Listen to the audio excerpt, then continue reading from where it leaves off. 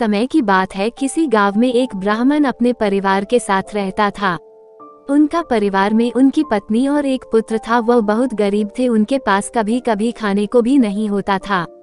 ब्राह्मण की पत्नी बहुत दुष्ट और चालाक थी, इसलिए वह रोज ब्राह्मण को भिक्षा मांगने जाने को कहती थी, पर ब्राह्मण उसकी एक नहीं सुनता था और घर में राम नाम जाप करता रहता।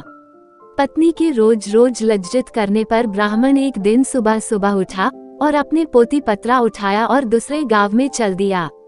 चलते चलते वह घने जंगल में पहुंचा और अंधेरा हो गया।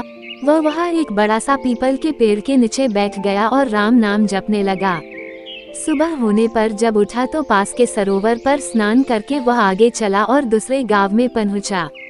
गांव वाले उससे ना तो कोई कथा सुनना चाहते थे और न ही कोई उसे भिक्षा दे रहे थे। वह ब्राह्मण दुखी होकर घूम फिर उसी पीपल के पेड़ के नीचे आकर बैठ गया। वह पीपल का पेड़ बहुत विशाल था। उस पेड़ की जड़ में एक विशाल काला सांप रहता था। उस ब्राह्मण ने सोचा कि मेरी कथा तो कोई नहीं सुनता, यह कथा मैं पीपल के पेड़ को ही सुना देता हूँ, और अपनी कथा सुनाने लगा। कथा पूर्ण होने पर पेड़ के नीचे से एक काला नाग निकला और उसने ब्राह्मण को एक स्वर्ण मुद्रा देते हुए बोला, तुम रोज यूं ही यहाँ आकर मुझे कथा सुनाया करो, मैं रोज तुम्हें स्वर्ण मुद्रा दूंगा। ब्राह्मण यह बात मान ली, और यह बात तुम किसी को भी मत बताना, तुम्हारे सब दैख दूर हो जाएंगे। ब्राह्मण रोज ऐसा ही करता। सुबह उठकर नहा धोकर अपनी पोती पत्रा लेके वह पीपल के पेड़ के नीचे पहुँच जाता और वहाँ बैठकर कथा सुनाता। कथा पूर्ण होने पर नाग सोने की मुद्रा भेंट करता। देखते ही देखते ब्राह्मण धनिक हो गया। पूरे गांव में यह चर्चा होने लगी कि ब्राह्मण की दशा कैसे सुधर गई।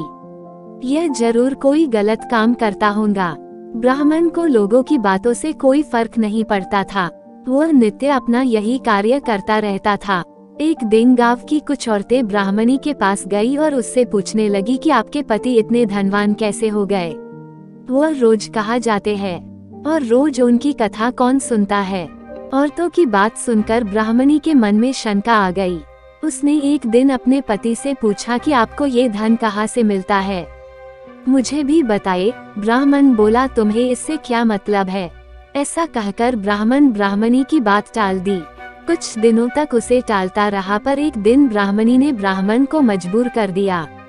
ब्राह्मण मजबूर होकर उसने अपनी पत्नी को नाग की सारी बात बता दी, जिस वजह से उसकी पत्नी के मन में लालच आ गया और ब्राह्मण के खाने में नशे की दवा मिलाकर उसे खिला दिया और अपने बेटे से बोली, बेटा उस पीपल के पेड़ पर जाओ और नाग को मारकर सारी संपत्ति ले आओ।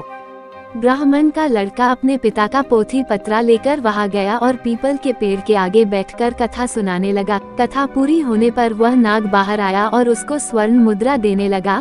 तभी ब्राह्मण के बेटे ने कुल्हाड़ी से नाग पर वार कर दिया, जिससे नाग की पूंछ कट गई और नाग भी पलटकर लड़के के पैर में डस दिया, जिससे लड़के की मौत हो गई। इधर जब ब्राह्मण उठा तो उसने देखा कि उसके पोती पत्रा गायब है। वह समझ गया कि कुछ गड़बड़ है। वह जल्दी से पीपल के पेड़ के पास गया तो देखता है कि उसका लड़का वहां मरा पड़ा हुआ है।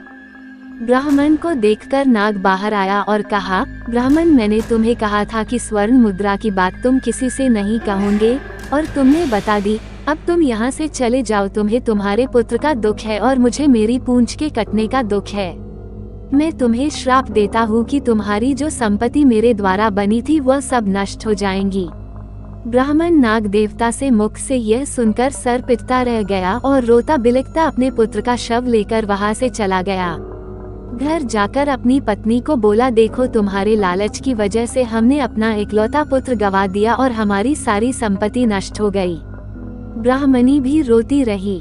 दोस्तों, लालच एक दलदल है जो व्यक्ति को विनाश की ओर अग्रसर कर देता है। तो दोस्तों, कैसी लगी आपको आज की हमारी कहानी, कमेंट में हमें जरूर बताना। वीडियो को लाइक कर दें और चैनल को सब्सक्राइब कर लें, साथ में घंटी को दबाकर ऑल पर सेट कर लें, जिससे आने वाला वीडियो आप तक सबसे पहले पहुंचे। वीडियो देखने के लिए धन्यवाद।